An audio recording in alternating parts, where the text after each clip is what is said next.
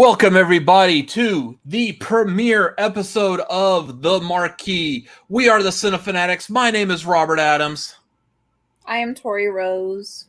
And we've also got a special guest today kicking us off on our premiere episode. It is... Vernon. Hey, how's it going? I was like, it is this guy over here. It's this face that's over here. Yeah, me. Hi.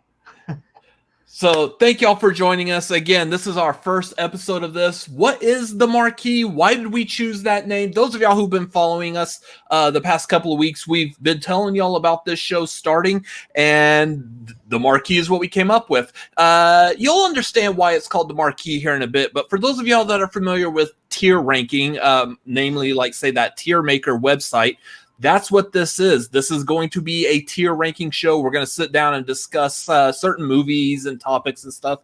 Starting in October, which is now, we will be doing horror movies, which is why The Marquee is being subtitled Tears for Fears, also because I just really love 80s new wave bands. So, yeah, and shout out to Tears for Fears. Yeah. Were you a fan of Dawkins by chance? Not really, no. Oh. Yeah, like maybe Tears for Fears and Duran Duran and stuff like that. But anyways, beside the point, the first episode that we are doing right now that you are watching live is going to be covering the Nightmare on Elm Street franchise. So therefore, I got a couple of Nightmare on Elm Street fanatics on here with me to talk about Nightmare on Elm Street. Those of y'all in the chat, thank you for being here for this first episode. I see Commentating Nerd, Jeremy Miller. Thank y'all for being here. Feel free to put in your opinions on this as well. This is going to be very interactive, so that's what we're going to be doing. Anyways, before we get started, the usual YouTube video thing, streamlabs.com/cinefanatics/tip. If you have any questions, comments, suggestions, if you just want to feel generous, that is a good place to be generous at. Also, up here above Vernon's head is patreon.com/cinefanatics. Hop on the tier that is good for you. We've got fun stuff coming. Last night we did the Patreon watch along of Beetlejuice. That is still up there if you want to watch that with us. You can play that back. But yeah, a couple other good things coming this month. Make sure you stay tuned to Cinefanatics on Twitter, Cinefanatics MLP. You'll be in the know of what stuff is coming. Let's get to this tier ranking real quick. Let's start with Tori. What are your thoughts on, in general, about the Nightmare on Elm Street series?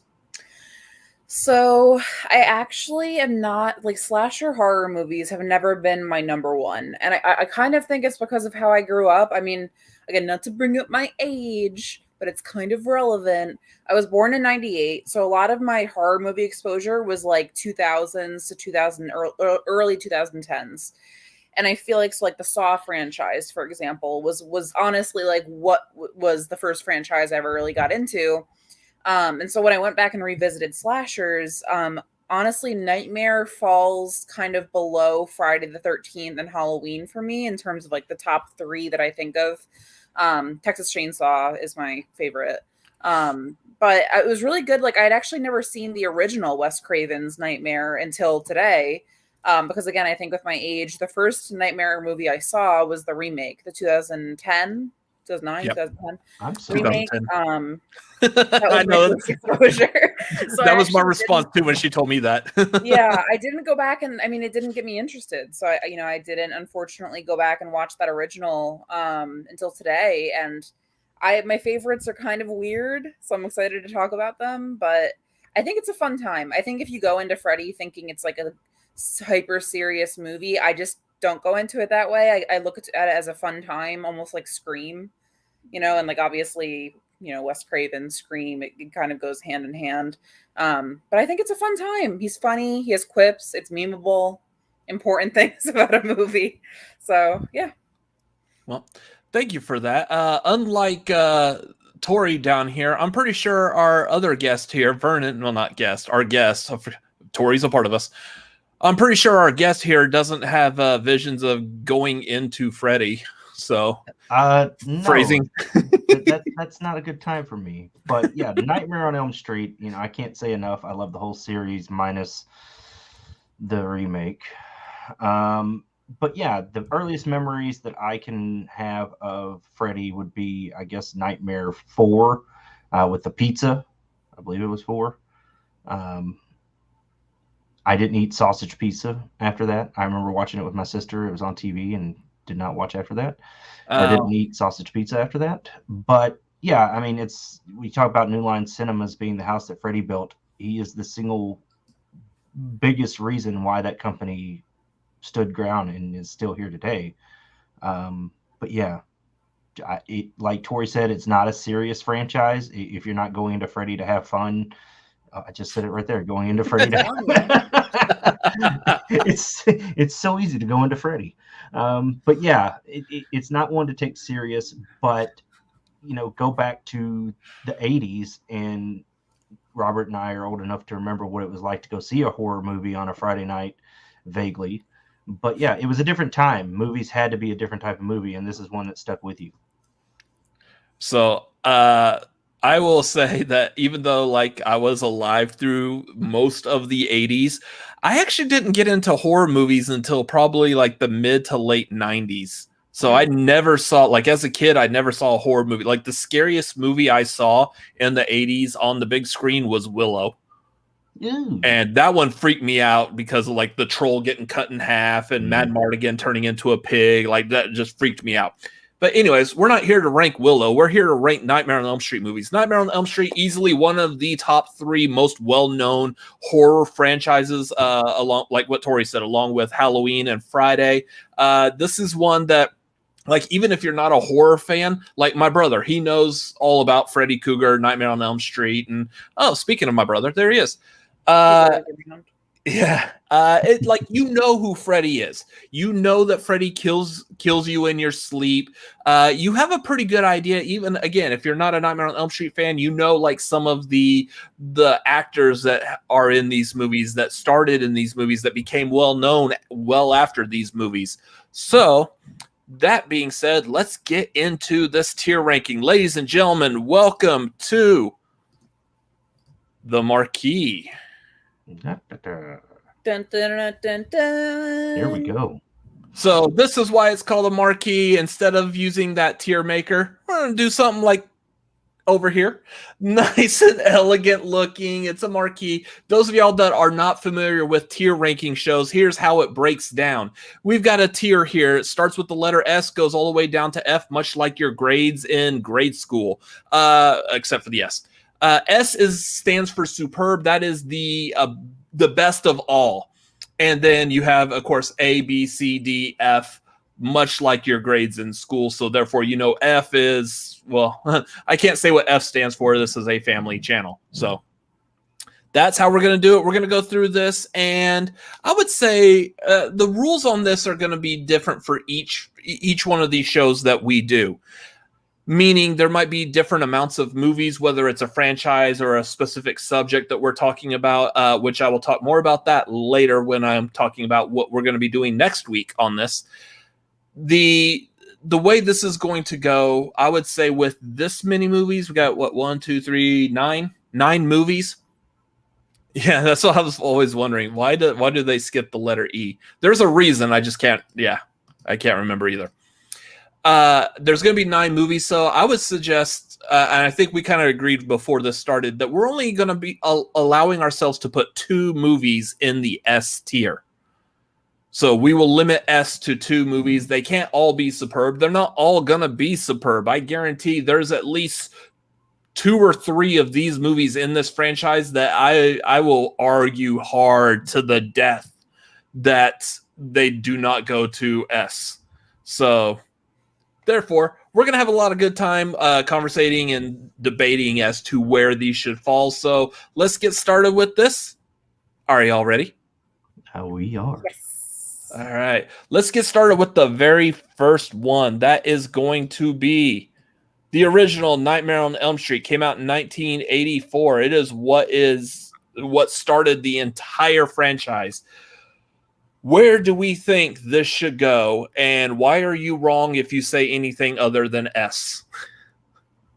If I can go first, I just watched it today, like I said, for the very first time. So again, I'm going from it into it from a perspective of having seen a lot of horror movies in my day. And I kind of was trying to take that with a grain of salt, because there are a lot of things in this movie, a lot of moments, a lot of horror movie tropes that I'm sure it inspired in these later movies that I've already seen, like, you know, being scared that someone's in the bushes and then it's, you know, it's actually like a hot guy and he jumps out and blah, blah, blah. Like all those kinds of things. I was trying to give it a grain of salt. But in this movie, I really find that the second act I really enjoyed. I love Nancy in the second act. I think she's interesting. I think she's bold. I was going to tweet, like, I want the audacity of Nancy, who's literally like, where are you, Freddie? Coming for, like, I know you're here. I thought that was very fun. But to me, again, I go into the Freddie movies wanting a quippy Freddie. I like those moments where you can just laugh. They're just ridiculous. They're hard. They're like 80s horror. And in this movie, I didn't find that he gets a lot to do compared to the later ones for me. And again, I know it's like an older kind of movie, so I'm trying to take it with a grain of salt. But for me, this is more of an A or a B. And you could argue with me to make it an A, because I know I have a lot of respect for it. I get that it inspired a lot of things, but to me, it isn't my top of this franchise. I think there's one or two that I would put at S before this one. And I know that that's probably sacrilegious to a lot of people, but it's just not my favorite. It's not even in my my top two if we're going to only put two up there. So I would say A for me. Okay. So we will hover this Break over. your heart. Yeah. Just a little. I'm like getting that buyer's remorse on the third Son of Fanatic here. So it's just going to occupy a space in A for right now. So I guess I'll keep going up the ranking here. So yeah, 1984. Take this movie as the only movie in the franchise. If this is all that I would have ever seen from Nightmare on Elm Street, of course it's going to get an A or an S. But here's the deal. We're ranking movies that have already come out. This movie has flaws. It has a lot of flaws. And when I say that, I mean, first thing that sticks out to me is the ending. With it being a franchise movie, it does not have a definite ending. In fact, it has two very confusing endings. You know, you have the ending that she defeated Freddie, and then you have the dream sequence where everybody's alive, everybody's good. It just doesn't flow at the end for me. And I really hate to say it, but an hour and 31 minutes of a horror film, and I only see the villain for 8 minutes of that movie, that's a problem for me. And obviously he gets more screen time later, but I'm going to have to give it a B, because there are other movies that deserve the S spot and other movies that deserve the A spot, and this is not the one that deserves either one. Okay, so need a whole new set of panelists for next week. Then apparently, it was a mistake, guys. Well, first episode and it's the last one. Good night, guys. I know it's unpopular opinion, but she said A or B, and I'm going with B. Here's the thing. You know? Like, I would agree that it's an unpopular opinion, but you made good points. That ending is, like, now that you mention it, that ending is probably my biggest disappointment of that. Like, this movie, you were saying that like it was like an hour and a half or so, and we only see Freddie for 8 minutes. How about the fact that it's an hour and a half, and by the time this movie's over, you still don't have a clear-cut ending? Yeah. They didn't do anything. He's technically still alive and going after them. So what did we just watch for the past hour and a half? Nothing. Nothing is resolved. Nothing is... So... that being said, I agree with Tori. Nancy is fantastic in this. Heather Langenkamp does a fantastic job in this role. And I would easily say, and I'm pretty sure everyone would agree with me, one of the top final girls ever. I mean, she's up there. I want to see like her in a boxing match with Jamie Lee Curtis. Like, it's one of those final girl levels. Like, but yeah, I mean, man, I was all ready to go like, yeah, this is S tier. There's no argument about that. I can't see the first movie in this franchise not being S tier. Now, here's my defense of it being S tier. Other than that ending, that last like minute and a half or 2 minutes, whatever it is, this movie is the most straightforward. This movie sets the rules of the movie. Again, not necessarily knowing that it was going to be a franchise when this movie came out. Even though they did it, like, I think the turnaround was like real quick. I think part 2 was like the next year. So, I mean, They did a fast turnaround on that. But they didn't necessarily create this for a franchise longevity. So them setting up the rules for how this is going to play, I thought it was very, very nicely organized. Movies later on down the line in this franchise, they mess with that, with the rules of the world, all over the place. There's no consistency in the rest of this franchise. I thought this did a really good job of setting it up and sticking to those rules. Again, other than that last ending.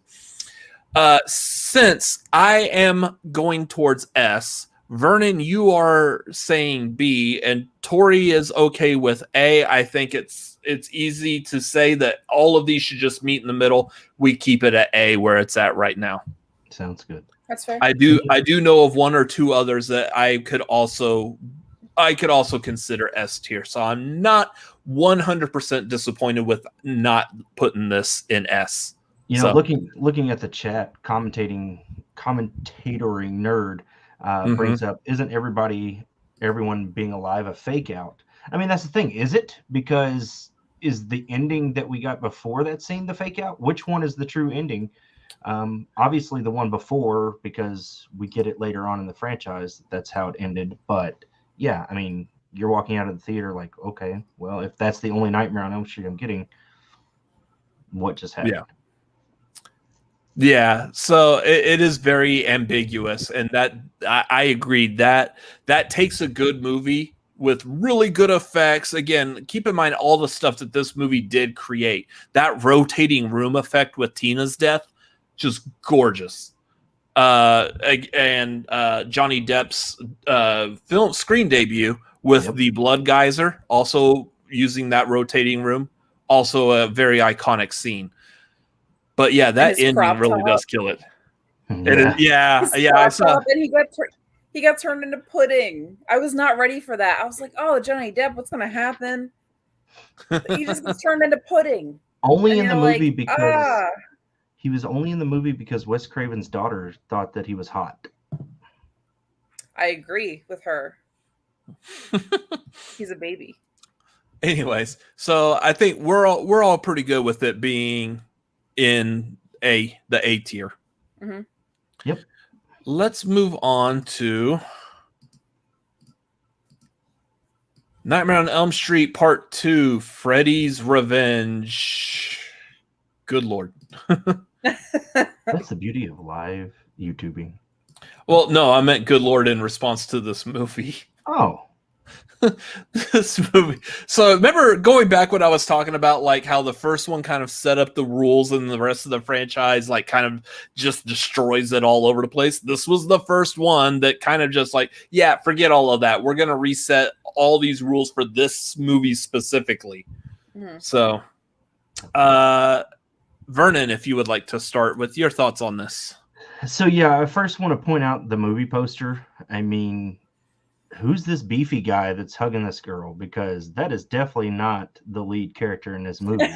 That was kind of a weasel. It's beefy guy number one. Beefy guy number one. But yeah, so Nightmare on Elm Street 2, it does. That is Kim Myers, though. It does have some morsels from Nightmare 1. You know, I think Nancy's journal was in the movie. We're obviously back in the house. The glove makes an appearance.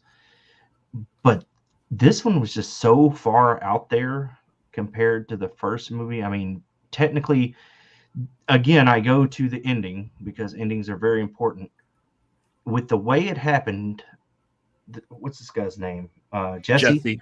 Yeah, Jesse technically gets split apart at a party Freddie comes out from the dream world into the real world and still has just as much power. So it's a flawed Freddie in this one. The story's so. And the acting is atrocious. Not to mention the shower scene. But yeah. Shower scene's hilarious, though. With that being said, I can't say that it's the worst on this lineup that we're going to be talking about. So my rating for it is a D, because it does have some redeeming features. You know, there are some good parts to it, but nowhere near as bad as, say, one later on. So I'm going to give it a D. So we'll stick it at D for right now, if we can find it. Nope. By the way, those of y'all watching, if you have a better idea of how we could set up this marquee instead of me just sharing my Final Cut Pro screen here, feel free to drop that in the chat too. Jeremy hits it on the head. It's the most boring movie in the franchise. It kind of is. It's a whole lot of just like angst in there. I do want to point out, so Tim Franco joining us here, saying there's a really fantastic documentary on this film called Scream Queens, My Nightmare on Elm Street. It's all about, Mark Patton, who plays Jesse, his experience and pain in this film, because he was closeted at the time. He was not out, and it seemed like the writer of this movie specifically made this movie to like a focus on him, like to call him out of the closet, and like everyone was making fun of him. And I agree with Tim. I highly recommend watch this documentary if you haven't seen it. It's amazing, especially to hear Mark Patton talk about this later. Now in the future, looking back on it. And also for there's actually a really good scene in this where he's confronting the writer of the movie, which I think the writer was David Chaskin, where he actually sits down and confronts David Chaskin about like what he wrote and did you know what you were doing to me type of thing. So it's apparently it's on Shudder. So yeah, if y'all want to watch it, I've seen it. It's really good. I highly recommend it. But yeah, otherwise, this movie boring. That's what I would think.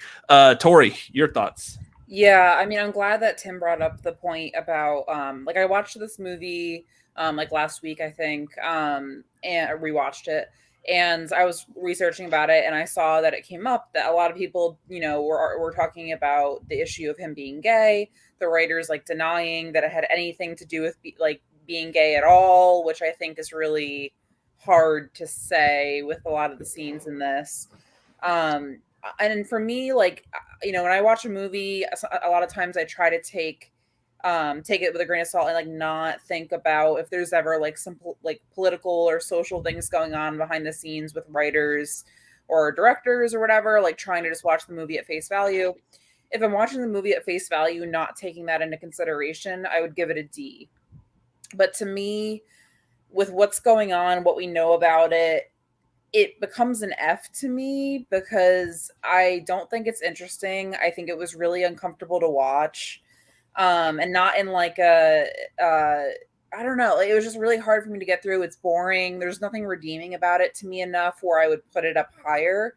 And just knowing that background of like, there was something going on into the writing of this movie and the direction that was a lot more sinister than even Freddie himself, that just to me as a person, I just like when I think about movies I'm going to watch and put on for a scary movie night, this is never going to be it.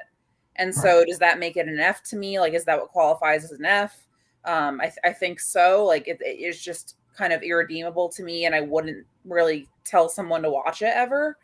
I mean, unless you're watching the Nightmare franchise and you want to, watch all of them. So I would say it's E or an F, depending on what we're going to look at with, do we want to consider, the context of what we know now and the writers still denying that it had anything to do with that. It's just, it's hard for me to not give it an F. But if you think it's a D, then a D is also fine with me when I look at just the franchise itself and how it sits with the other movies. But to speak to your point, if you were going to tell somebody they could watch the Nightmare franchise, you could easily take this movie out and you lose nothing in the Nightmare franchise because it has nothing to do with the story of either 1 or 3. So it could really be left out. Yeah. So here's, I kind of agree with like a lot of what y'all said already.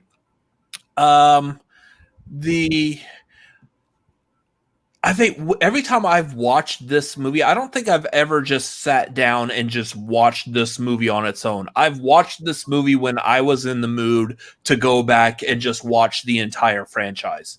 Mm-hmm. This isn't one where like I just happen to be grocery shopping one day and be like, you know what? I'm in the mood to watch Freddy's Revenge. Yeah. No, that doesn't happen.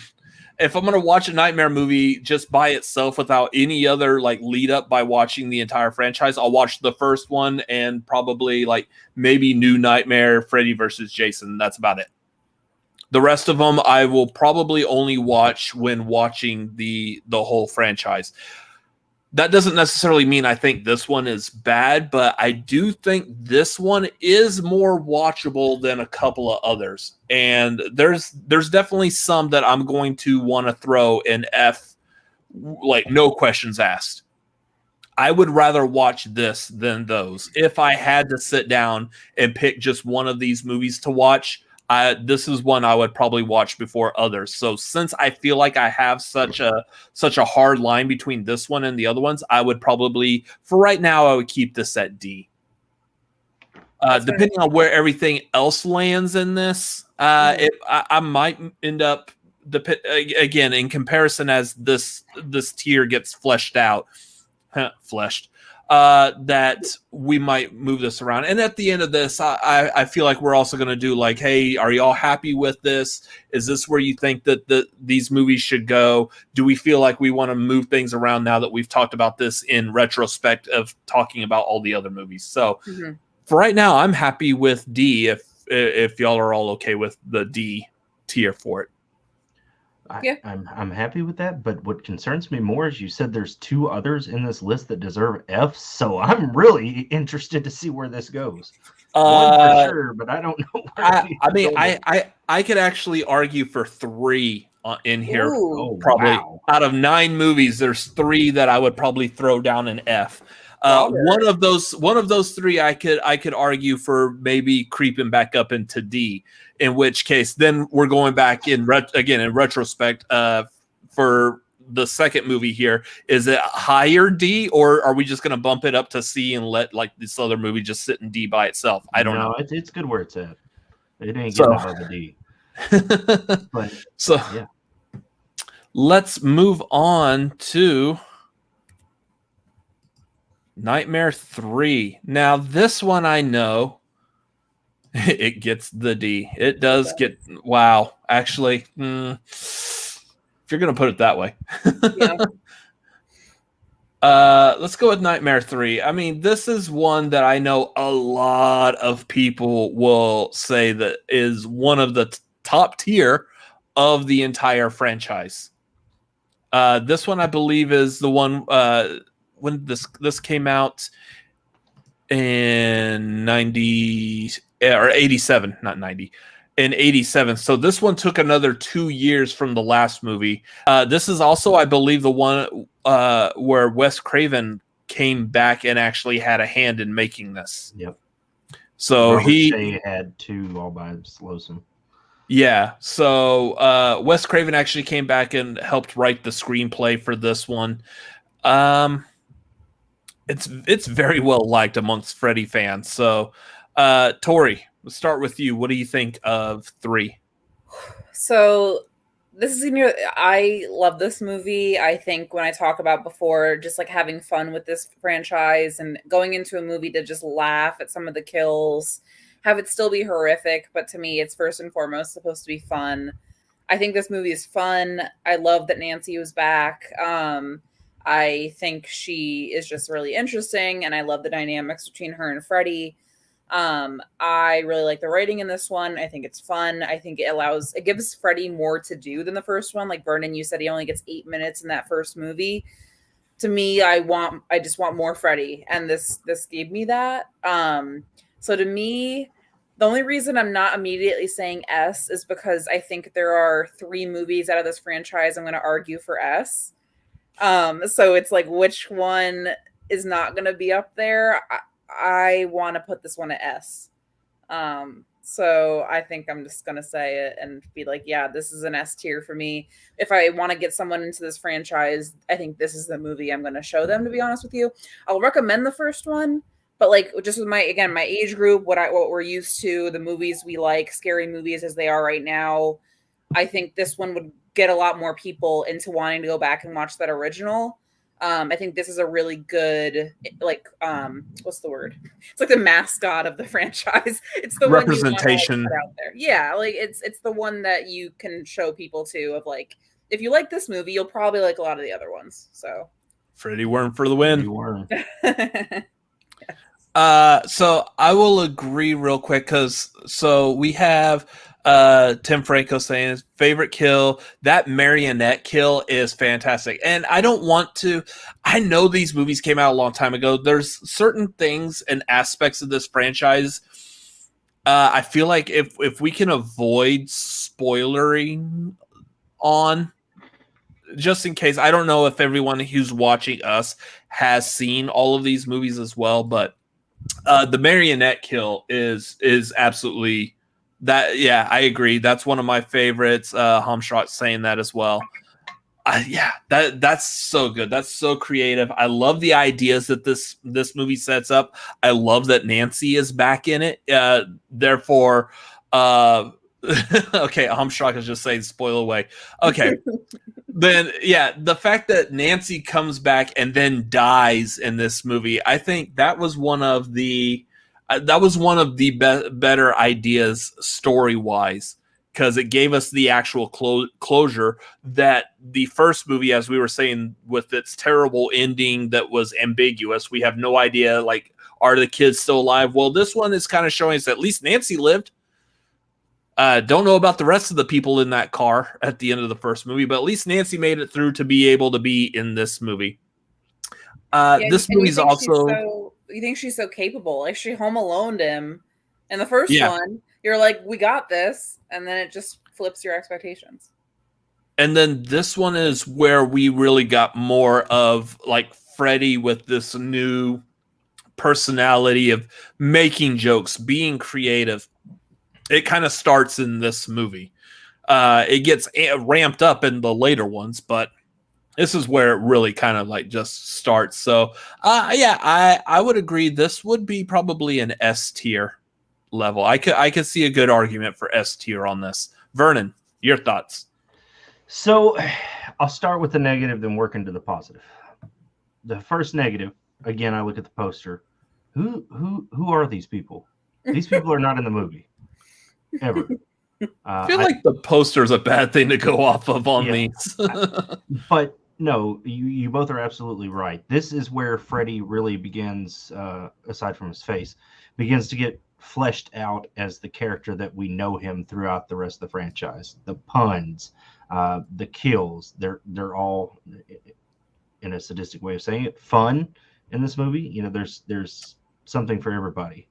So I think you've got like Kincaid on the left, Kristen, Joey, and Taryn.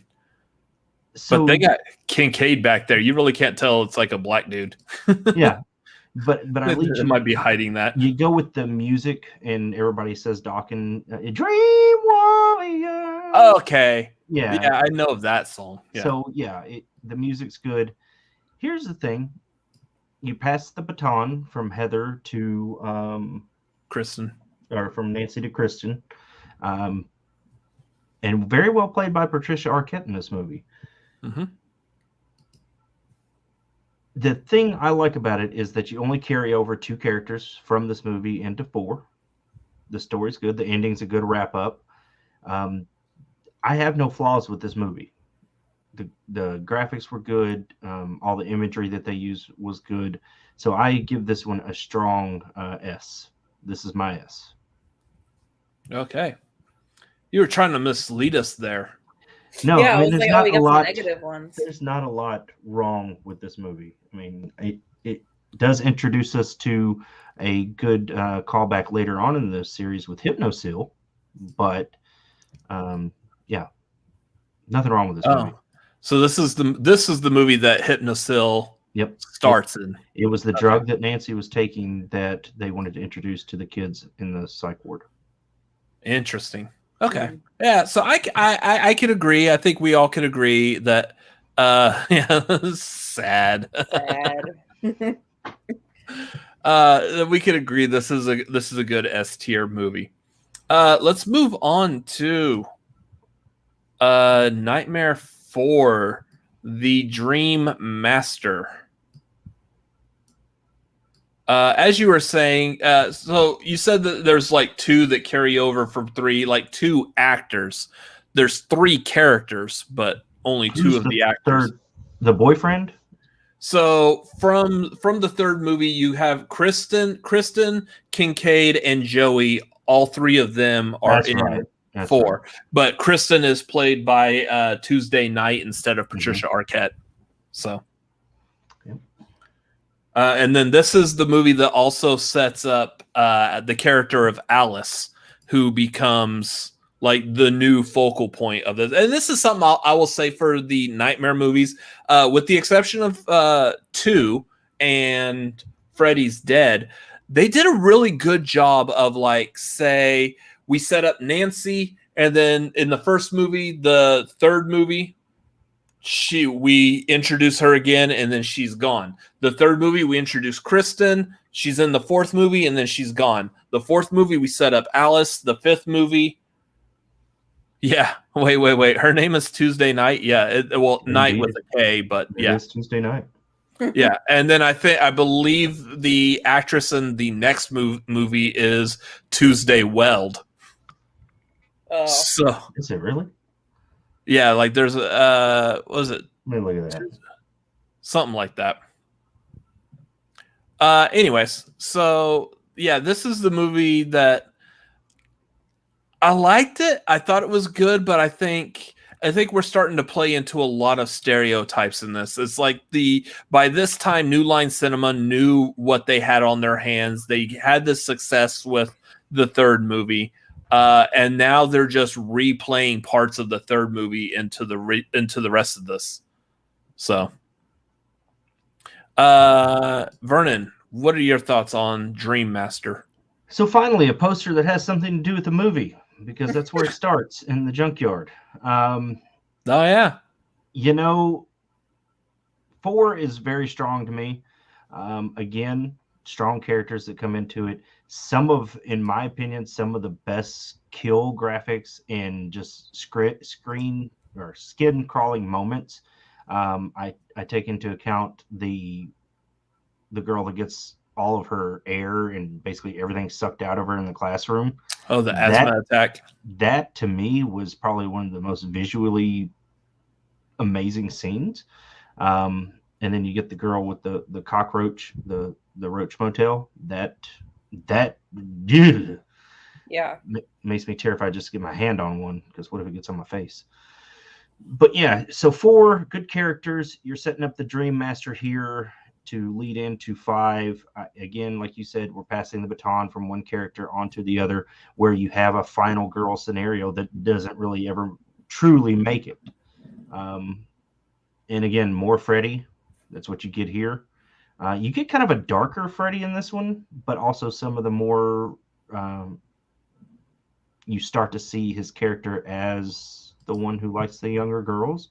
So you're starting to see more of the character that gets, again, fleshed out later in the series. This one's solid A. I wouldn't give it any higher than an A, because there are some points that I can't really think of right now, but there are some things that don't sit. I think the whole scene with the rotating time travel, like they get stuck outside the diner. The Groundhog Day. Yeah, I think that doesn't fit in to the whole Freddy scenario, because he can't manipulate time and space. So yeah, that's one that I would say is my biggest flaw with that one. But yeah, good movie. I give it an A. Okay. So I will go back real quick. Tuesday Weld has nothing to do with this franchise. I just always get Tuesday Weld and Tuesday Knight's names confused. So I thought it was Tuesday Weld was in a follow-up, but she was not in any of the Nightmare movies. So anyways, Tori. This movie I agree with Vernon on all of his points. I think it's fun. Again, I go into a Freddy movie looking for fun, looking for quips, looking for good kills. And I think this movie has a lot of that. I do miss Nancy in this one. You know, it's so similar to the third that I think it's hard to not compare them. And so when I am looking at it compared to that one, the cockroach scene for me is actually one of my favorites, if not my favorite kill in the whole franchise. Yeah. Like, it's just a weird, I hate but like cockroaches. There's just something about it that like does get under my skin. So to me, just because of how similar it is to the other one, and there's not anything particularly like, I don't want to say interesting but I guess unique. Like, there's nothing about this movie that to me makes it an S or an A. To me, this fits really well for a B. Because I do think there's good moments. I think it's above average, but I don't think I would consider it like as good as the first one or the third one where we have right now. To me, it's just a little bit less unique than those. So I would say a B, but you could argue with me for an A if you really wanted to. So like Hamstrakt said, this and Dream Child bleed together. I could kind of see that. There's been times that I thought like deaths that happened in Dream Child actually happened in Dream Master and vice versa. So it's definitely not the strongest. It's nowhere near the Dream Warriors before it. But I thought it was pretty strong. I would still probably call this like a good strong B, if not a weaker A. I feel like it could fall in there. My only drawback on this was the scene of Rick's death. The dude who's the martial arts expert, pretty much fighting an invisible Freddie. Yeah. That was so weak. And I want to say that was like a reshoot. Like they had to go back and redo something or another. I don't know if it was like because of like MPAA influence or whatever. They had to go back and refilm that. And so that was like the quickest, fastest, cheapest thing they could come up with is that he's just kickboxing or whatever, an invisible Freddie. That was like probably one of the weakest kills out of the entire series. So, yeah, I would probably put this as a B. Okay. BB. So we're good with B on that. Yeah. Which, in all honesty, that's not bad given the fact that it's a Rennie Harlan movie. So,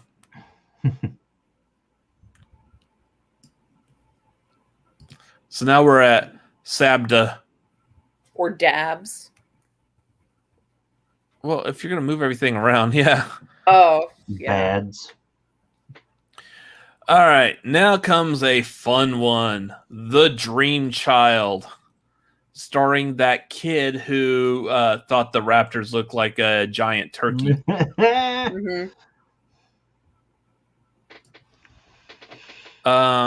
Dream Child. Here's the thing, like, for these movies, real quick, the posters are phenomenal. Like, this is a case, before we even, like, give opinions on this movie, because I already know where the opinions on this are probably going to go. The poster is better than the movie. Oh, the poster's beautiful. The poster's gorgeous. And then I also remembered there was the VHS cover when this came out where it was like this demonic looking bassinet with Freddie like actually standing over it, like, shh, he's sleeping. Like that. Great covers, great poster, terrible effing movie. Just, oh my God. This is where I think like they were starting to lose it on what they could do with Freddie.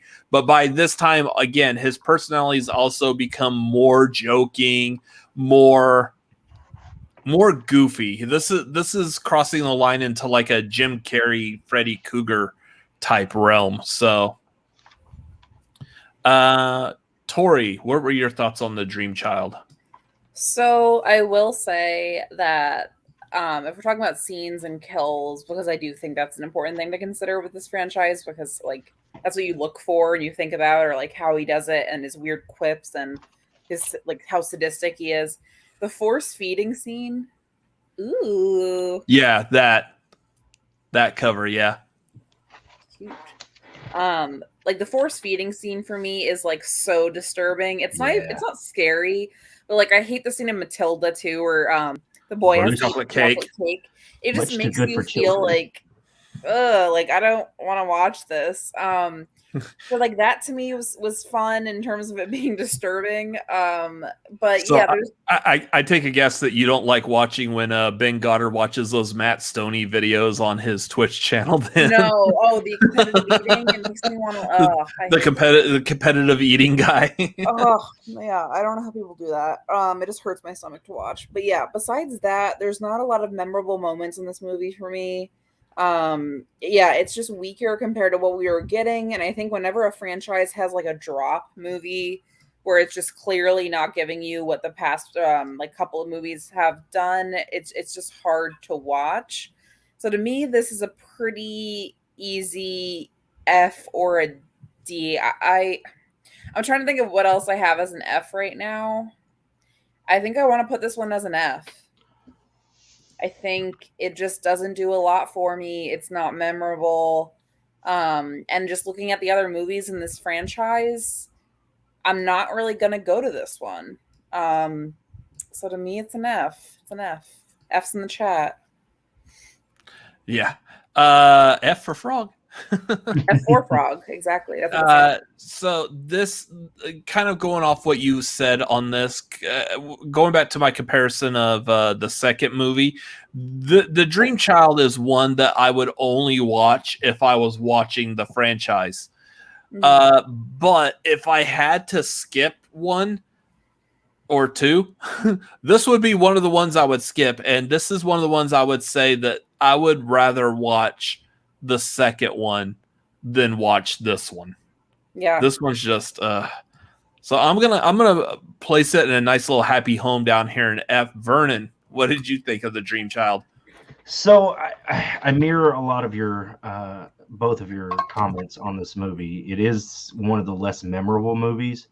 The kills not that memorable, and the ones that are not so much, even at that. Storyline so far-fetched that I can't enjoy the movie. I mean, yeah, the baby's introduced into it, but nothing ever comes of that later in this franchise. But here's where I go with the redeeming qualities of this movie. Number one, your kills that do carry over to the future movies. The kill shot from the hand coming up through the seat, obviously used later on as a big plot point in one of the better movies. The special effects and puppetry in this movie on point, especially with the Freddy baby. And you kind of see more of why Freddie is who he is with the background of his mother's story in this movie. I think that's this movie. Yeah. By this time, we're fully aware of Amanda Cougar and what happened as far as her being locked in the insane asylum. Because she takes Freddie back in this movie. So yeah, I see your F, but I would have to give it a D and almost weak C just for the parts that we take out of it and use later in the franchise and the puppetry in the movie. There are some really redeeming parts of it. Movie, not so much, but yeah. And so my argument, going back to what I was saying with the first movie, is the first movie seemingly set up like a good set of ground rules. This movie just craps all over them. Like, F the rules. Who cares? There's no rules. We're just here to see Freddie just F up some stuff. And that's like, I don't know. Like, it's great seeing Freddie on screen, I guess. But the whole idea of like he's coming back because Alice is pregnant and he's actually invading the real world because he's going through the baby's dreams and just this is just way too far-fetched. This is way too stretched out there. Someone was doing like way too much like peyote, or I don't know. Someone was on some kind of substance that fetuses have dreams, and bro, what if Freddie goes through that? Bro. Like this that takes you back to Nightmare 2. He technically came out of Jesse from being part of his nightmare. He became Jesse. But the thing is, and my argument is that's more believable in this world than this movie. Mm-hmm. This is one of the ones that, again, I would say I have like about 3. This is one. I think this is the one that I would put in F. That I could kind of maybe sort of see an argument for a very low D. But again, I go back to my ranking of this is I would rather watch the second Freddy movie than the 5th one. Wow. So I would actually probably keep this like at F or low D. I'll leave it up to like the chat. I mean, the chat look like we got Jeremy Miller, Commentating Nerd. They're giving it the F. So what do y'all think between either F or a very low D? I mean, y'all gave it the Fs. They're giving it the Fs. Let's keep it at F. So F that movie. my D can't bring it up enough. Your D can't bring it up. I don't have strong D game on this one, I guess. I mean, apparently. I just have a movie later that I know y'all are going to want to put at F that I'm not going to want to put at F. So I'm trying to save the D spot. Well, when it's your first one, it's always memorable. Yeah. But before we get to that crap fest of a movie, let's talk about this crap fest of a movie. Freddy's Dead, The Final Nightmare, which it's not the final nightmare. I call BS. So I want to kick this one off. Go ahead, Vernon. You say it's a crap fest. To me, it's one of the more fun movies in the franchise because it's got some good misdirect, on who the main character is. We think one person's the main character, then 3/4 of the way through the movie, we go a totally different route with a story that's backlogged for Freddy. Think about the revolution that this movie did. You had the 3D effects that were in this movie. Your box set here came with a pair of 3D glasses so you can re-experience that at home. You had some big celebrities in this one. Mm-hmm. You had Roseanne, Tom Arnold, and Alice Cooper. So yeah, this one's a strong C for me because of how much fun that it is. I would almost go B, but again, the plot points of the dream, the contract that he kind of did of how he became the Nightmare Freddy, it's too much. I would rather have seen him doing kind of like a child's play incantation of transferring his soul to something, not the little squiggly worm things. No, yeah, sorry. So that give me a Dewey Damballa any day over those like dream demon worm things or something that would have been more believable. Not the whole we can give you everything, but no, give me a C. Give me a C on this one. Yeah, sorry. I Johnny Depp, by the way. Yeah. I agree with a lot of what you said. Yeah, there's just a lot of like, if I had LSD or something and watched this, it might be a better plan. Well, like it has a lot of strange psychedelic elements. But overall, like, what was I just had a thought and it ran away. That's much like this movie. Yeah, I had a thought and I ran away. Yeah, just the celebrity stuff. I did find it fun, and again, that's what I look for in Freddy 1, which is why I agree with the C. Spoiler alert. But yeah, it's just a weird movie.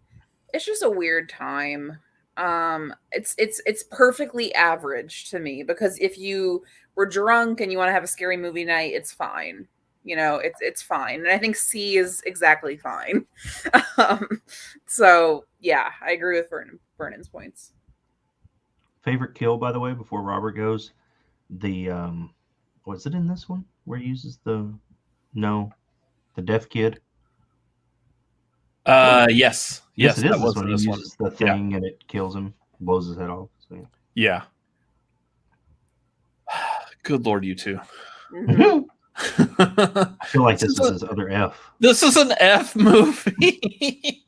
again, I go back to the rules established for this franchise, and this movie also just craps all over them. Like, it is just there's a part in this movie where there actually it happens a couple of times in different weird ways, like where the John Doe kid is falling through the sky, and then he falls through like a portal and then just lands in the street.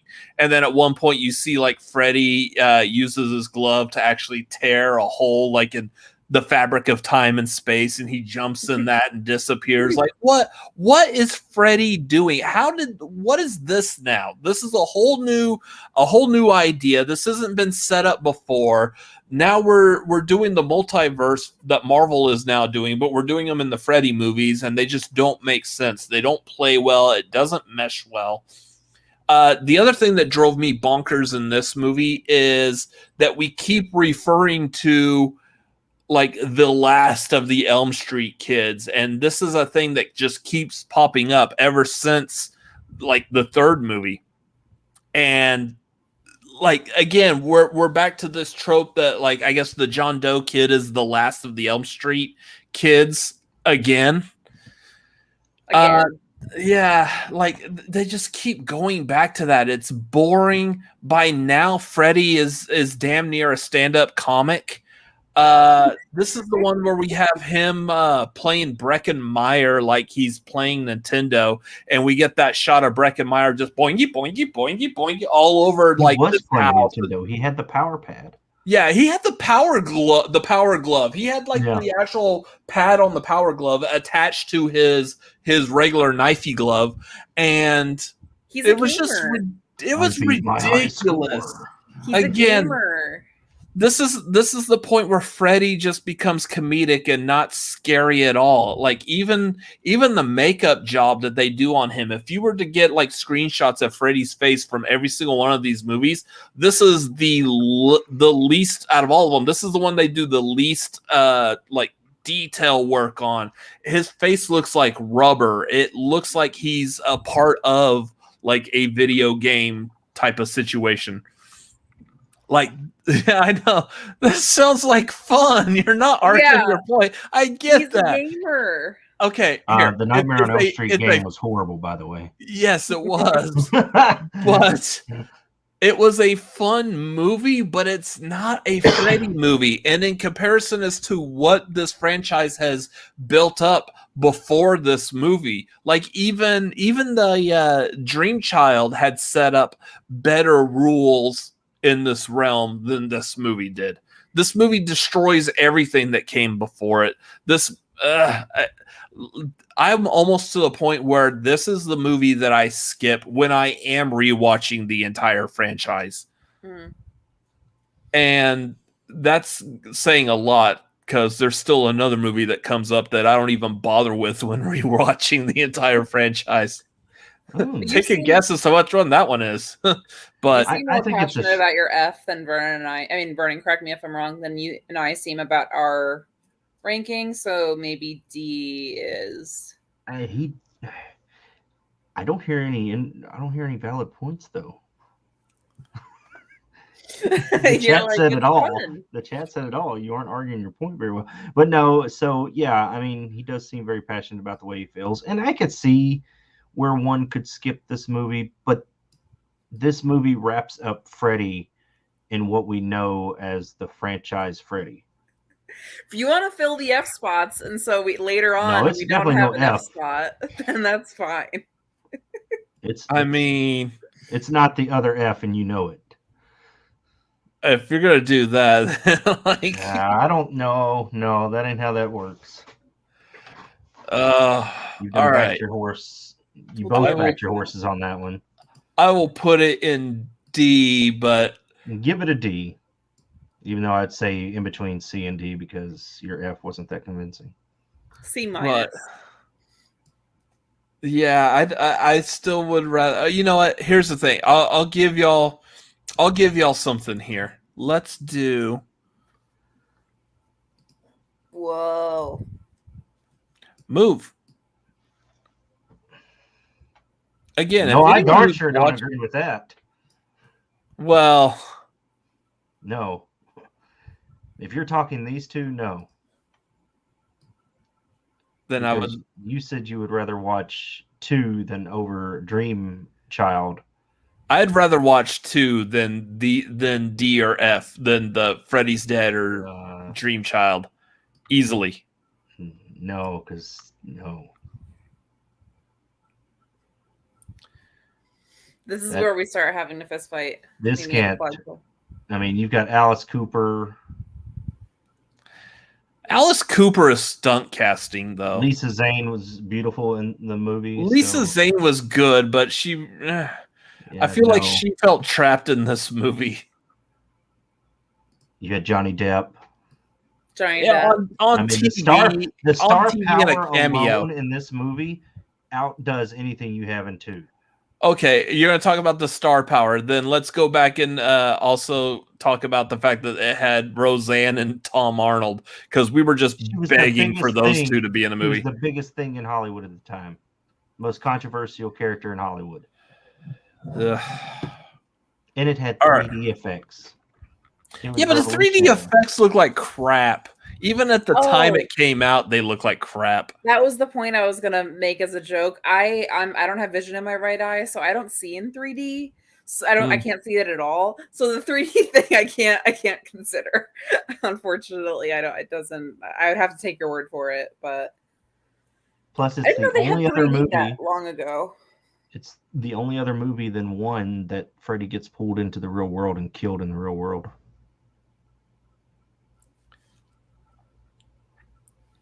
So it ends just as it finished. Or started. Okay, so I put it at the lower D. Are we good with that? At least the lower D. Are we happy with the lower D? We said we would settle for D, but you darn sure ain't taking 2 over this one. All right. Let's make this negative. Let's make this negative fest a little bit better. Mm-hmm. Come on, New Nightmare. Ooh, Wes Craven's New Nightmare. Ooh, I love that poster. I will say. It's like the minimalistic nature of it works so well. But here's the thing. Like I like this movie. I feel like this movie deserves to be very high. The only problem that I have with this movie is it feels very formulaic, and it kind of just become it like on rewatches, multiple rewatches. It's just like, okay. It's just it becomes a movie that you do just watch along the way. I don't look forward to like, man, I can't wait to get through 4, 5, and 6 so I could get to Wes Craven's New Nightmare. It's just another one along the way. It is better than a lot of the other ones in the franchise, but I don't think it's 100% that special. Tori, I'll let you follow him up there. This to me is the one I was considering as the other S tier out of the 3 that I mentioned. This movie, I just think it's, again, like I'm maybe coming from a place where newer horror just tends to do a lot for me. I agree with you that it is a bit formulaic, but I still think it's interesting. And I'm okay with it being formulaic if it's interesting. Again, like when I went back and watched the first one, it was formulaic for me only in the sense that I've seen so many movies that were clearly inspired from it that rely on those tropes that I was like, okay, like the boyfriend's going to be in the bushes and then, you know, this is going to happen and this is what's going to happen. But if you can still interest me and you can make it creative, you have some good visuals, you have some good quips in there, I don't mind that as much. And again, just looking at the other movies and what I would go to, like this to me is again, like something I would show someone who was interested in the Nightmare franchise and wanted to just watch a movie in it, didn't need to watch all the things before it, just give them this, like depending on who they are and what they're looking for. This and number 3 for me are equal in that way. I just think they're good representations of the franchise for me. You could get me to say A, only because there's the third movie I'm thinking about that's S tier. Now that we only have 2 movies left, you're probably like, what? But to me, it's an S or an A, because of how good a representation I think it is. All right. So, Wes Craven's New Nightmare. I love the movie. I think I'm correct in saying this was Wes Craven's last movie before Scream. Did he do Scream? Yes, I was looking at I believe today. so. Scream came out in 96. Yes. Yeah. This is 94. Yeah. So this wraps up Nightmare as we knew it. No, he did Vampire in Brooklyn in 95. That was in 95? Seems a lot older than that. Good movie, though. But this one right here goes back to the roots. You've got all your major players from the first movie. You even have Wes Craven as a character himself, playing himself in the movie. And what I like about this one is the imagery, that everything in the real world could be something that Nancy sees in her psyche of Freddie, but it's really not. And again, he's going after the child in this one, and the whole bed scene with the imagery that is where Freddie's domain is great. A couple things wrong toward the end. I think we get a little too far-fetched with the whole going to hell and Freddie's there and that kind of thing. But the movie's not bad. It blurs the reality of Heather Langenkamp's what could have been a mental break because of being Nancy. So I think it focuses on that. This one to me is my A, another A for me, because there's nothing really too wrong about it, and it gives you all of what you loved about Freddie in the first couple movies. You've got callbacks to characters, kills. The imagery is great. So yeah, this one's a strong A. So I will call, just because I love the idea that Freddy Cougar is breaking that fourth wall, that he is in the real world, the real world.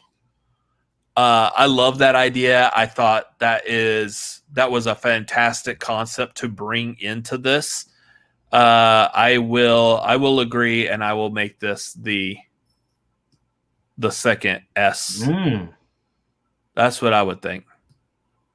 Definitely was not my second S, but I'll take it. I'm just thinking right now of some of that other one I want as an S. It's not going to S. It might not get as far as B. You don't even know which one it is. Yeah, we do. Let's go with the crossover that Jason Goes to Hell was teasing, that we finally got, was it 13, 15 years later? Freddy versus Jason. Vernon, if you would like to start with this one. So yeah, I was in high school when this movie came out and loved the franchise. This movie to me did no wrong. It paid respect, and much respect, to both franchises. I think that the love was shown by both sides. Both sides were very strong in the movie as far as Freddie and Jason. The story was believable that, Freddie was actually in Jason's mind doing the whole nightmare sequence to get his nightmare fuel back. The acting, decent, about as much as you expect out of 2003 slasher movie. And again, I'm a big component of endings. This ending left it wide open. And this was the closest thing we would ever get to Ash Williams fighting any other major character in a horror franchise. It still to this day could still work. Bruce Campbell could still pull that movie off and say Freddy versus Jason versus Ash. Throw anybody else in there, Leatherface, Pinhead, Chucky. Let's just make it an all-out, festival. The horror free for all. Yeah, it's solid, and it still plays good today. I mean, the graphics are good. Nothing wrong with this movie. This actually was my other S movie. because of how much love it gives to both franchises. And it's just fun. It's a fun Freddy movie that happens to have Jason in it. This was the other S movie for me too. This is where we're gonna have to make choices and maybe move New Nightmare. I put this one above New Nightmare, definitely. Yeah, to me, this is just, you can hate me for it. This is the definition of what I like in a scary movie, a slasher movie wise. Like, I'm with my friends. It's October. It's the perfect time. It's a Friday night. We have some drinks. Hi, Kat. Luna agrees with me. And we just want to put on a fun, like, scary-ish movie. You know, a lot of my friends aren't big horror people, but they'll watch, like, these campy, fun movies if I tell them, like, you're going to have a good time. You're going to laugh. You're going to have some fun moments. You're not going to be creeped out when you go to bed, like, because you can laugh. This is what we'll put on. Like, and that to me is just a success in this kind of movie. You knew when they made this, they're not going for, like, an Oscar. They're going for, you're going to put this movie on with your friends. And to me, they did that. And I agree with Vernon. I felt like there was so much respect for both. I feel like it was interesting. It's fun. It's goofy. It's weird. It's stupid at times. And I love it. So this is the other S one for me. She brings up a good point that, you know, to both franchises. I'm sorry, I got to chime in here. It's got so much elements of all the other movies from the franchises before it. You've got the kill scenes, the humor, the gratuitous nudity for the Jason movies. Mm-hmm. Then, it's perfect. It is a perfect.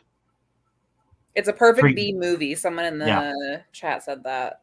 Perfect treatment to both film franchises. Jeremy Miller said it's to me. Why is it not? There we go. It's a perfect B movie. We're both clicking on it at the same time. Oh, it is a perfect B movie. Yeah. I will agree with Tim here. It's a good movie. I would have definitely ranked it a high A, just because it nails the idea of both Freddie and Jason like perfectly. And like everything about Jason, it gets correct. Everything about Freddie, it gets correct. The two of them together, the fights are good. The fights are very well choreographed.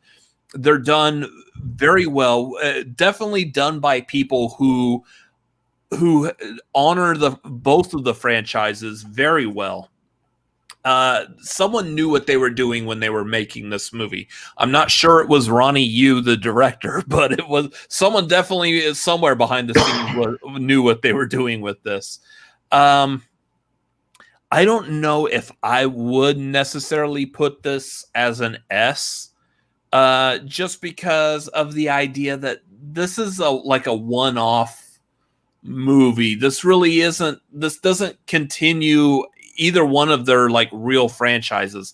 This is a variant Jason, a variant Freddie in a multiverse alternate timeline where they do happen to meet up and see each other, and we just get to see them, much like the movie Trivia Schmodown doing an exhibition match. That's what I feel like this is. This is an exhibition outside of their respective franchises, and it's a lot of fun, and it's done very well, but there's a lot of stuff I hate with this movie.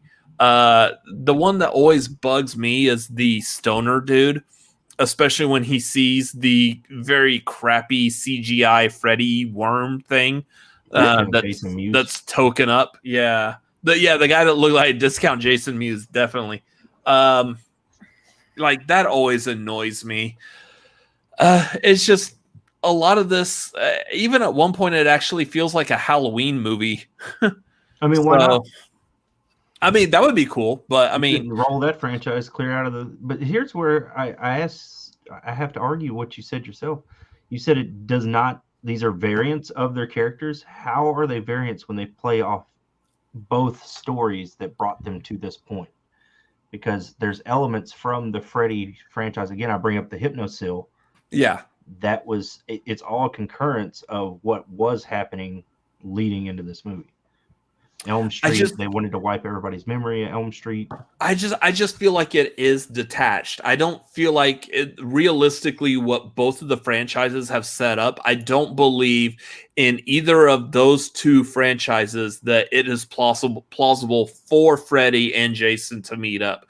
And I know I'm saying that knowing very well that we see Freddy's glove at the end of Jason Goes to Hell. Mm-hmm. I also don't believe, like, let's not talk about how bad Jason Goes to Hell. We'll save that for the Friday the 13th ranking. But I don't know if I would take that as like an argument as to how this is plausible within both of their respective continuities. It just feels out of place. It does not feel like it's a part of those same exact storylines. So it does feel more like an exhibition type of match outside a what if, and we're all the watcher trying not to interfere.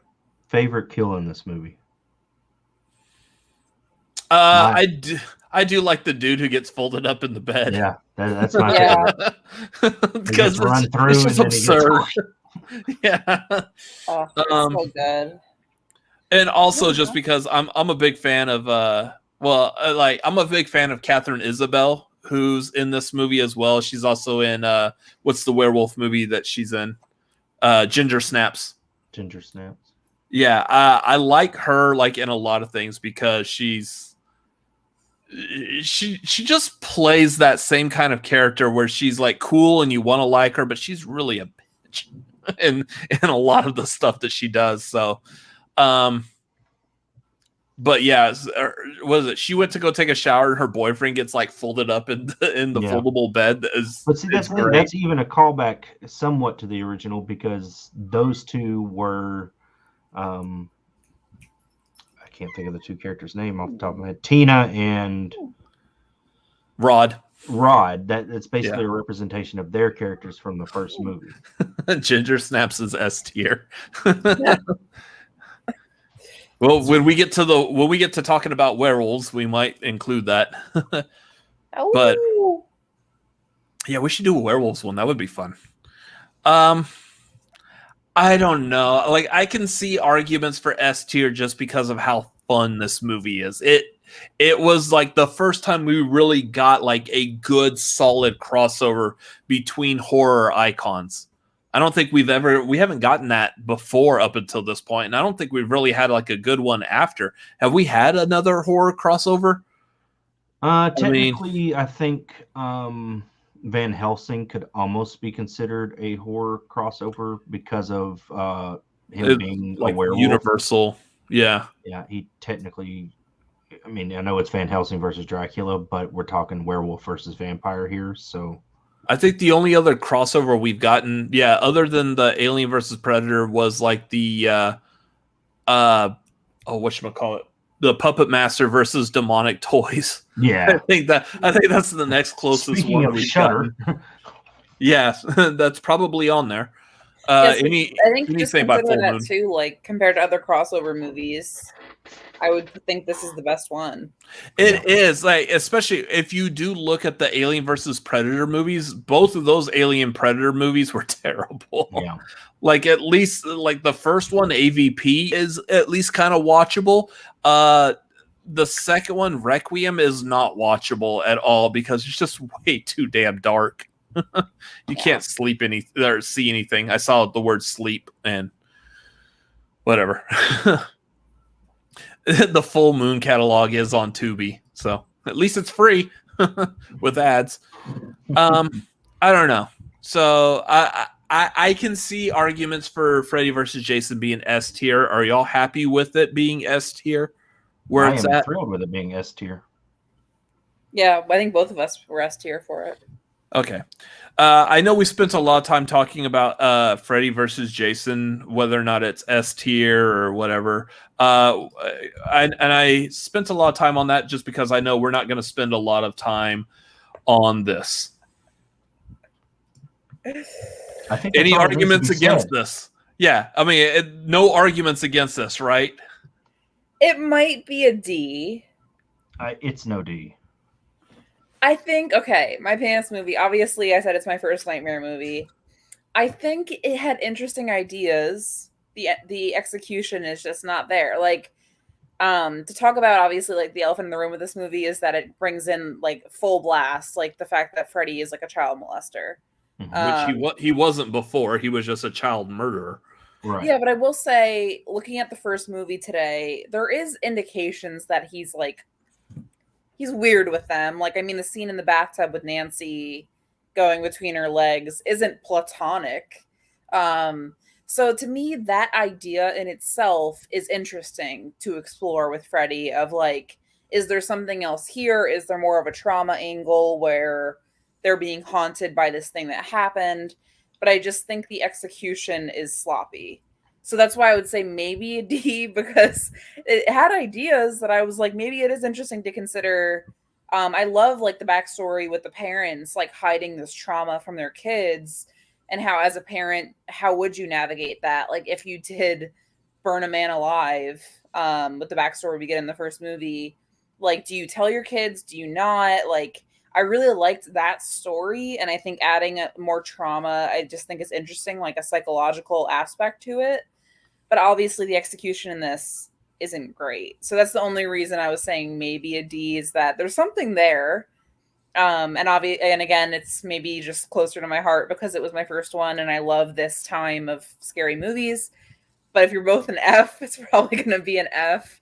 But yeah, I liked the idea. I thought they could have done something with it, but it did feel like the child molester angle was just thrown in as like shock value, which does put a bad taste in my mouth of like, you're just gonna like kind of use it and not really like really kind of execute it well. It does just feel forced, but it was an interesting idea.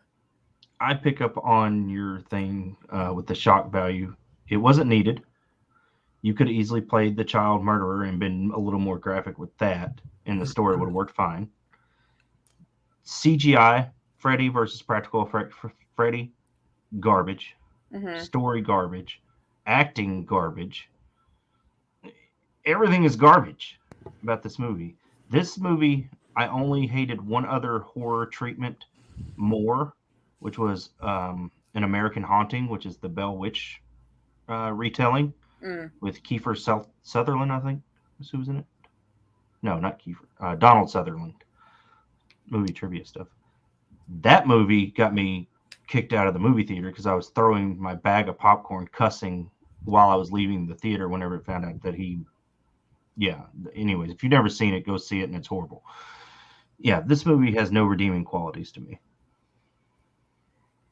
I like what they tried to do with it. I like the fact that they ventured into not necessarily new territory, but they tried to reinvigorate the franchise by giving us a bunch of other kids who are all boring as heck, and we don't care about them. And some of them, like, other than knowing the actors, a lot of the kids in this movie are very similar. You could easily get them confused. I think you've got Kyle Gallner and what's his name? The kid that was in the Terminator TV show. They're both in this movie, and they're both like characters. I think you got Rooney Mara is playing a Nancy. She's playing Nancy, but it's not Nancy Thompson. It's like some other like Nancy. So for some reason, Alice crossover. Yeah, for some reason we needed to change her last name and not make her Nancy Thompson. I don't know why. Like, it doesn't make any sense, but sure. There was a lot of stuff done that just doesn't make any sense. Why did he need to be someone who was like creepy into kids? Okay, we don't need Freddie to do that. Like you were saying, like, keep him a child murderer, maybe dive in a little bit more about exactly what he did to these kids without like having to bring in like the sexual urges or whatever into it. Do you agree with me though that there are definitely vibes of that throughout the other movies, like in the first one? Sure, but I think what made those okay is it just was not explicitly said. That it kind of be hinted at. You as a viewer were free to draw your own conclusions if you thought that, but it was never explicitly said, and it was always referred to him in the news as being someone who just kills kids. Mhm. This movie blatantly said it, and it didn't need to be said. Jackie Earl Haley as Freddy Cougar, cool choice for Jackie Earl Haley to play a psycho killer like that. It's going to be really hard to follow up in Robert Englund's shoes, though. Like, just not anyone could put on that hat, the sweater, and the glove, except for Vernon. But otherwise, like Jackie Earl Haley, fantastic actor. There's a lot of stuff I love him in. Like him as Rorschach in Watchmen is absolutely fantastic casting. He would have been a good Carnage in this new Venom movie. Check out our review; it's on this channel. Yeah. Anyways, quick plug. But I don't know. Like there's things about his Freddy Cougar I like. Things I didn't like. I like that they made him look more like a burn victim, but at the same time, like you lost a lot of his personality. He became nothing more than just a very generic, I'm going to kill you. Cool. Kill me and get it over with because I'm tired of watching this effing movie. Yeah, the movie was flat. It was boring. It didn't bring anything new. It didn't dive into anything new. And the stuff that they did change up was completely unnecessary. Just, I can't see this movie being any higher than an F. Just, I will say you do make a good point with, it almost feels like, I mean, like, as I said, like, I love in a Freddy Cougar movie, the quips, the funny stuff. And obviously this movie doesn't have that. So looking at like what I like about the ideas, I think this movie would have just been better if it wasn't a Freddy Krueger movie and it was just like another kind of something else. You know, whenever you get those movies that are just in a franchise and like you're like, why did this have to involve Freddy Krueger? Why did this have to be like Jurassic Park? Like, couldn't you just make a movie about this similar thing and have it not be essentially tied to that? Because there's not a lot of Freddy Krueger elements besides the fact that, I mean, he's in it and it's a group of kids and they're being tormented by him. But it's like, couldn't you have explored a similar story in just like another movie? Some would say the same thing about Joker. Whoa. It could have been its own movie and been just as good. I love that movie, so I can't say anything. I thought it was its own movie and just as good. Yeah, but it didn't have to have anything to do with Batman. Batman, yeah. Oh, yeah. Yeah, like the quick little like ties. Yeah, okay. Yeah, it's true. Anyways, any arguments against it being there left alone in, well, not alone, but like they're at the bottom of the F tier? There's no redeeming qualities for me. Tori, I know it's nostalgia for you, Tori. I know, I'm good with the F. I get it. Like I said, you make a good point. You both make good points about it. Yeah, the only reason I was saying like maybe a D is that like I think there were interesting concepts. I just think the execution was sloppy. So you could argue at the end of the day, it doesn't matter if they're interesting ideas, if they're executed poorly. So yeah, I'm fine with it being an F. I'm glad we got my Freddy versus Jason was my main concern.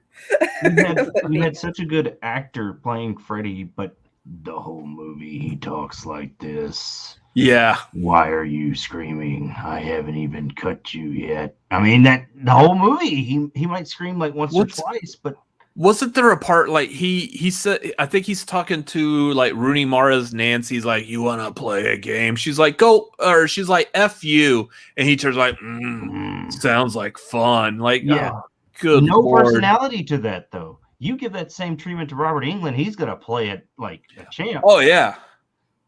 Yeah, like Robert Englund's chewing the scenery every single time that he like. Yeah, going back to like, was it the first movie? You said he's only in it for 8 minutes. Yeah, there's a reason why that maybe the first movie doesn't need to be S tier, sure, but yeah, I can't see this movie being any high. Yeah, this movie just. I'm definitely not watching this when even doing a complete franchise rewatch. So that's where we're at with these 9 movies now. Do we have any final thoughts and any recommendations or opinions about moving anything around? Why didn't we do the Nightmare on Elm Street series? Because it wasn't a movie. I gotcha. I like that we didn't have a C. We're both like There's not really an exactly average one. I mean, I think some of us argued for C at some points, but It's either it's good or interesting bad. how some of us do view it so differently. Yeah. But you're happy with what's in the S tier, A tier? Yeah, pretty happy with S and A. Maybe not so much with D, but Freddy versus Jason was my main one I was concerned about. So I mean, I went there with you. It really is to me a really good, perfect Freddy movie with Jason. I mean, going back to that, it hits like the perfect spot for both of the characters. Like, it is a good Friday movie. It is a good Nightmare movie. And the fact that the two of them are in that, you don't ever feel like the movie is overloaded or too bloated by both of these mega powerhouses having to get their story told. So the only bad thing about Freddy vs. Jason was Kelly Rowland. Yeah, her acting was terrible in that movie. Yeah. She didn't. No. So I think that's gonna do it for this listing. It looks. I'm like, it's over here. No, I'm gonna Vanna White my board here. Let's see. Tim is saying, for me personally, I put the original as the only S, the Dream Warriors, the New Nightmare, in A. See, I could see that also. I was all ready to come in here and argue for the original being S tier, but majority rules on this. I understand the flaws that it does have, so I understand why it could be an A. I maybe would probably still argue for it being higher than New Nightmare, but y'all are pretty adamant about New Nightmare, like damn near being an S tier also. So yeah, and y'all weren't like arguing at all about the original being anywhere close to like S tier. So it's not an S tier movie. So I think that's where this is going to go. So that's going to be our tier ranking for these movies. I'm probably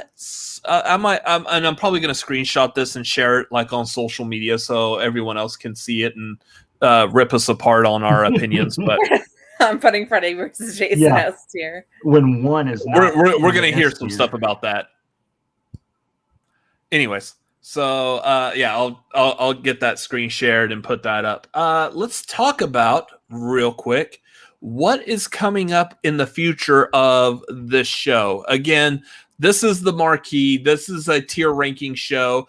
Right now, for the month of October, we are focused on horror movies. That's why it's called the Tears for Fears. But going forward, if this is a successful show, and those of y'all that are watching right now live, y'all are helping to make this successful. If it is successful, we will branch out to other movie topics. So maybe we might do a tier ranking of Tom Cruise movies. Maybe we'll do like Frank Darabont directed movies. Guess what's S tier in that one? And I will not hear any opinions otherwise.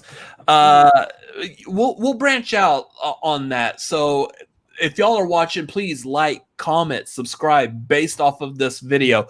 I will go ahead and tease y'all. We're going to be doing this every Saturday in October, except for the final Saturday. That final Saturday on the 30th, we will be pushing this show over to Halloween night on the 31st. So if you're not doing anything, you don't have anywhere to go, kids are out trick-or-treating, or they're tucked in bed by the time we're able to do this show, come hang out, come watch. We will be ranking all of the Halloween movies, the original series of the Halloween movies, including Season of the Witch. We will be also including the Rob Zombie movies and the two newest Halloween movies, the David Gordon Green one. So we will have seen Halloween Kills by then at that time, unless for some weird reason it gets delayed and pushed back. Then, of course, we can't see it. But that will be Halloween night, so come join us for that as well. Otherwise, every Saturday night, including next Saturday. Next Saturday, it will be me and Tori.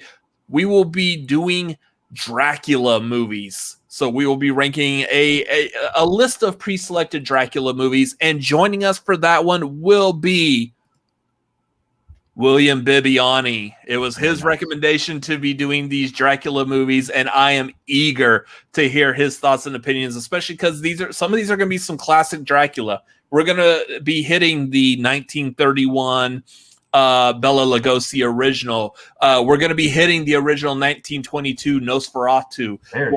We'll be hitting the Hammer horror Dracula with Christopher Lee. We're also going to be doing some ones like, why the hell did you put that on this list? So be prepared to bring your arguments about Dracula 2000 and Dracula was it Unborn or something like that. Yeah, those are going to be on there too. So we're gonna have some weird, fun, insightful conversations with William Bibiani next week talking about Dracula movies. So that is going to be a blast. Make sure you are here for that. And I know Tim Franco has already called dibs on doing a Friday the 13th one. So we will get him on a Friday the 13th when we get a Friday the 13th one. I don't know if it's in the cards for this month right now, but depending on how things go, we'll see. Anyways, Vernon, where can the good people find you scaring people at? Absolutely. So I've got 3 plugs for the same channel. You can find me over on YouTube at A Fan's View. That's _Fans View, where we do a Fans View of the FCL, where we only have a few more episodes left because the FCL season is wrapping up. So we do interviews with FCL players from that series. Then we also do a Fans View of Film Favorites, where I do watch-alongs, usually double features. You'll actually see Robert Adams on a lot of those because he likes to hang out with us. Garth from the chat does like to come hang out for those. We just did a few movies this week, one good, one not so good. But the big thing about that one is for the month of October, I'm here on A Nightmare on Elm Street Rankum video with the Marquee. Of course, every Wednesday night in October, we are doing A Nightmare on Elm Street films. We're going to do 2 a night, and that should be fun. First guest, Robert Adams on the 6th for Nightmare 1 and 2. And then week 2 on the 13th, we have Video Drew lined up for that. Ooh. And then finally, we're branching out into the TV series world with A Fan's View of Chucky. Just dropped a trailer reaction for that this morning. And you've got, we're going to be doing TV or the show reactions every Saturday. So it'll be dropping like Saturday mornings, not to interfere with what these guys are doing. Nice. And Tori, one of the newest member of the Cinefanatics, where can we find you doing stuff at? You can find me on Twitter at ToriXRose and Instagram. I'll be posting about, I do the tagline every Wednesday with Robert and Chris on the Cinefanatics YouTube channel, this channel. And then every Saturday I'll be here with Robert at the Marquee doing fun tier listings. I'm so excited to meet Bibbs. Like, I'm just gonna be geeking out the whole time. So just come to watch me try and not make a fool of myself in front of him. He's like one of my favorite Showdown players. Besides that, I'll be doing a show with Sabrina Ramirez over on her Patreon channel in October. I think it's either in a week or 2. We haven't really fully decided yet. But we're going to be chatting about Midsommar and Jennifer's Body on her new Good For Her series. So that'll be a ton of fun. And follow me on Twitter to hear more about that. As it gets more solidified, I'll definitely be posting about it. Yeah. I do want to pull up. So Tim is saying that he hopes Monster Squad is on there. Monster Squad will be on there. We will be talking about the size of the nards on the Wolfman. Correct me if I'm wrong, but Gerard Butler has played 2 Universal I don't approve of that Monsters, conversation. right? Do what? Gerard Butler has played 2 of the Universal Monsters by himself. He played Dracula. He played Dracula. And Phantom of the Opera. Yes, he has. Yeah. Man, he was Phantom of the Opera and Dracula. So here's the thing. I will tease for the Dracula one. I am a fan of Dracula 2000. They did some weird things with that movie, and I'm eager to kind of like bring those up and defend why I think that movie is probably higher than I feel like anyone else is going to give it credit for. So we'll see. I don't know. Bibiani strikes me as the type of person that will find something like that and be like, oh yeah, that should be S tier. And I'm like, okay, it was We'll see. Bibbs has really good, but really, really weird taste in sometimes, and I love his taste in movies. So it's going to be great having him on here as well. Make sure you follow me. I am at Robert Adams MLP on Twitter, Instagram, and Letterboxd. Just hit 2,000 movies on Letterboxd, so make sure you follow me over there as we start the countdown to 3,000 at some point soon. I don't know. Also, make sure you follow us here, the Cinefanatics. It is Cinefanatics MLP on Twitter and Instagram. Again, we're going to be giving updates and stuff that's happening this month. There's a lot of stuff happening on this channel this month, so make sure you follow us on social media for all of those, so you'll know what to watch, when to watch it. So lots of good stuff coming up. Where can the people find you at since you're over here? It's at Chris Adams MLP. You can find me also at twitch.tv/Chris Adams MLP. Why are you picking your nose? I'm not picking my nose. I'm scratching my face. Oh, okay. Like that little fuzz. Yeah. That sad excuse of a mustache. What is that on his face? What is that? Chocolate milk? Anyways, that's going to do it for this show. Thank y'all for watching. Thank y'all for being here for the premiere episode of The Marquee. This has been a lot of fun. Again, can't wait to keep doing these shows. Thank y'all for watching, and all of y'all have a great evening. Good night.